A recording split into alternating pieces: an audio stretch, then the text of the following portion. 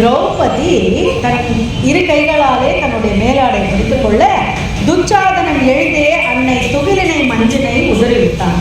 உறுதியுற்றான், உரிய ஆரம்பிக்கிறான் மேலாடை. அச்சோ தேவர்களே என்று அலறி விதுரனும் தலை சாய்ந்தான். விதுரனால பார்க்க முடியல. அச்சோ தெய்வமேன்னு அவர் மயங்கி விழுந்துட்டார். மற்றவர்களெல்லாம் என்ன ஆகுமோ என்று நினைத்து கொண்டு மருங்கி பார்க்கின்றார்கள். இவள் என்ன தெரியுமா பண்ணா, இரு கைகளாலே பிடிக்கின்றாள், அவளால் பிடிக்க முடியல, கஷ்டமா இருக்கு. அவன் ரொம்ப வேகத்தில் அவன் பச்சுகின்றான். அந்த இரு கையும் விட்டேனோ திரௌபதியை போலேன்னு திருக்கோளூர் பெண் பிள்ளை ரகசியத்தில் அந்த பெண் சொல்லுவா. அந்த பெண் பிள்ளை வைணவ ஆன்மீகத்தில் ஒரு பெரிய ரத்தனம் அது திருக்கோளூர் பெண் பிள்ளை ரகசியங்கிறது. அதில் அவள் அழகாக இரு கையும் விட்டேனோ, ரெண்டு கையை அப்படி மார்லே வைத்து கொண்டிருந்தவள் ரெண்டு கையை விட்டு ஹரி ஹரி ஹரி என்றாள்.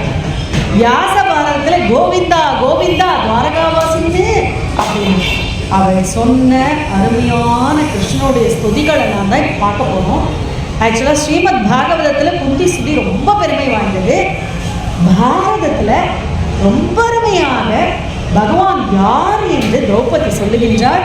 அதை நம்ம பாரதியாரோட பாஞ்சாலி சபதத்தில் ரொம்ப எளிமையான ரொம்ப அழுத்தமிக்க சொற்களோடு அவர் எழுதின அந்த சுதியை தான் நம்ம படிக்க போகிறோம்.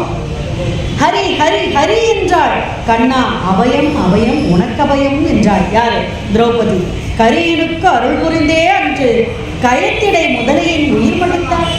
அன்னைக்கு கஜேந்திரன் ஆதி பீஜாய என்று ஆதி மூலமே என்று அந்த தாமரை எடுத்து துதிக்கையால் நீட்டும் பொழுது தன்னுடைய உத்தரியம் நழுவ கருட கமனா காப்பாத்தினியே கிருஷ்ணா.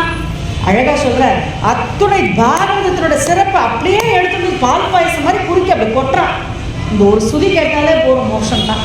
அவ்வளோ ஒரு அருமையான சுதி. கருணை கருள் புரிந்தே அன்று கைத்திடை முதலையின் உயிர் மடிந்தாய்.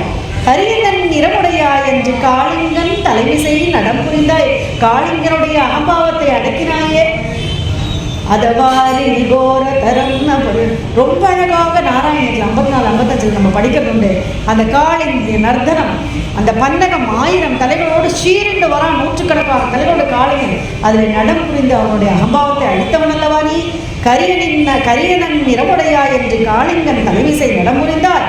பெரியதோறும் பொருளாவாய் கண்ணா பேசரும் பழமறை பொருளாவாய்.